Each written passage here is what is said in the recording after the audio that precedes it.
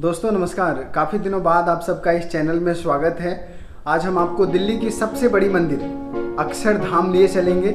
आज शिवरात्रि का दिन है, काफ़ी सारे लोग वहाँ पर आएंगे और मेरी भी छुट्टी है, तो आज हम सोच रहे हैं कि अक्षरधाम जाएं और वहाँ की खूबसूरत तस्वीरों को हम आपको दिखाएं। काफ़ी दिनों से अक्षरधाम जाने का प्लान था, बट अगेन आप नहीं जा पाते हैं, तो फाइनली आज हम जा रहे हैं।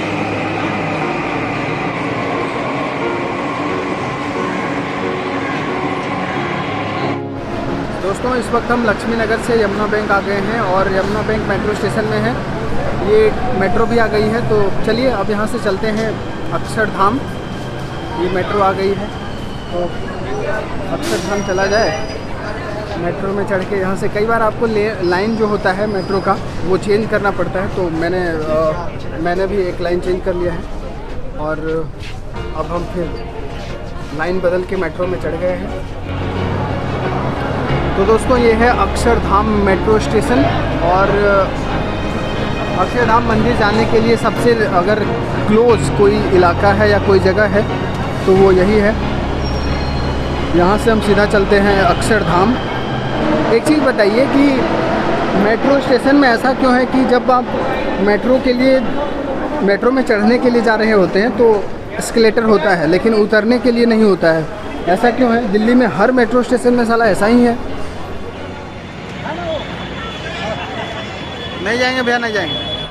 तो दोस्तों ये है अक्षरधाम का थोड़े दूर से नज़ारा। जी हाँ, थोड़ा दूर है अभी अक्षरधाम, मतलब 500-600 मीटर की दूरी है और कुछ इस तरह से आपको अक्षरधाम देखने को मिलेगा। आप देख सकते हैं काफ़ी सारी गाड़ियाँ यहाँ पर आपको पार्किंग में खड़ी हुई नज़र आ रही होगी और आज शिवरात्रि का दिन है, तो काफ़ी सारे लोग भी यहाँ पर आ रहे हैं। यहाँ पर देख सकते हैं स्वामी नारायण अक्षरधाम, ये बहुत बड़ा बोर्ड लगा हुआ है। अभी जो अनाउंसमेंट सुन रहे हैं उसमें यार बताया जा रहा है कि जो इलेक्ट्रॉनिक गैजेट्स हैं उसको लॉकअप में रखवा दिया जाता है।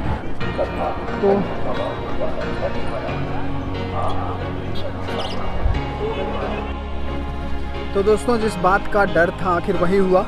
अभी हम अक्षरधाम मंदिर से बाहर निकल रहे हैं।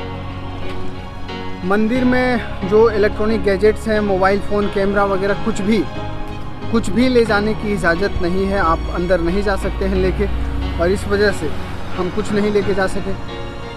2-3 घंटा वहाँ पे रुके और अभी 8 बज रहा है। 8 बजे हम निकल गए हैं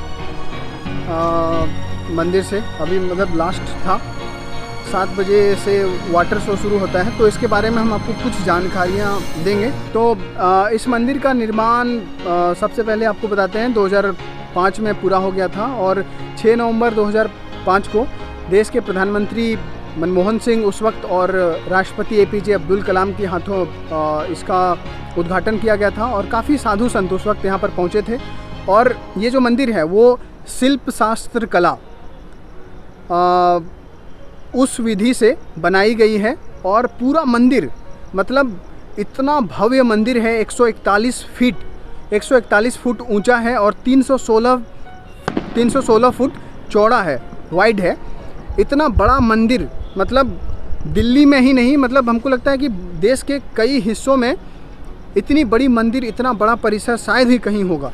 इतनी बड़ी मंदिर है और पूरे मंदिर में कहीं पर भी लोहे, एल्युमिनियम या फिर इस तरह के और जो मेटल्स होते हैं उसका इस्तेमाल नहीं किया गया है। समझ लीजिए, मतलब कि कहीं पर भी सीमेंटेड नहीं है, यहाँ तक कि सीमेंटेड नहीं है। सिर्फ और सिर्फ पत्थरों के माध्यम से, सिर्फ और सिर्फ पत्थर, जो बड़े बड़े पत्थर होते हैं उसकी नक्काशी करके इस पूरे मंदिर को बनाई गई है। एंट्री करने के बाद आपको एक भारत उपवन नाम से एक गार्डन देखने को मिलेगा। बहुत सुंदर गार्डन, बहुत ही अच्छा, मतलब बता नहीं सकते हैं, इतना पीसफुल था ना, मतलब बहुत ज़्यादा पीसफुल था। और वहाँ पर जो हमारे स्वतंत्रता सेनानी हैं उनकी मूर्तियाँ बनी हुई है, काफ़ी सारी मूर्तियाँ बनी हुई है और उसके बाद उन लोगों के बारे में लिखा गया है, उनके योगदान को लिखा गया है। काफ़ी सारे जो महिला शासक रही हैं, समाज सुधारक रही हैं, उनके बारे में लिखा गया है। और यहाँ पर जो पशु पक्षी हैं उनकी तस्वीरों को बनाई गई है। और वाटरफॉल एक नहीं होता है, ऊपर से पानी गिर रहा होता है, तो उस तरह के नज़ारे भारत उपवन में आपको देखने को मिलेंगे। तो ये एंट्री करने के साथ ही है मंदिर में।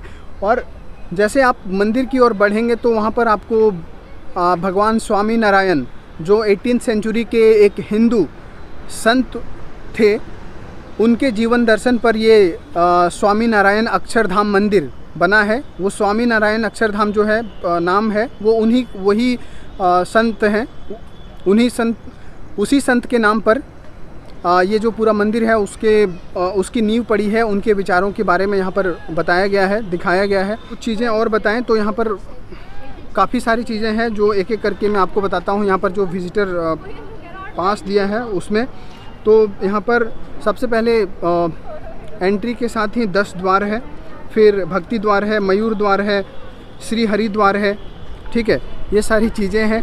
और मतलब पूरा 16 चीज़ें हैं। संस्कृति विहार है, नीलकंठ दर्शन है, सहजानंद दर्शन है। तो ये सारी चीज़ें आप कर सकते हैं। हालांकि एक दिन में आपको ज़्यादा कुछ समझ में नहीं आएगा, क्योंकि मुझे भी उतनी चीज़ें समझ में नहीं आई, क्योंकि बहुत सारी चीज़ें हैं देखने के लिए, तो उतना एक दिन में आप भी ग्रैब नहीं कर पाएंगे।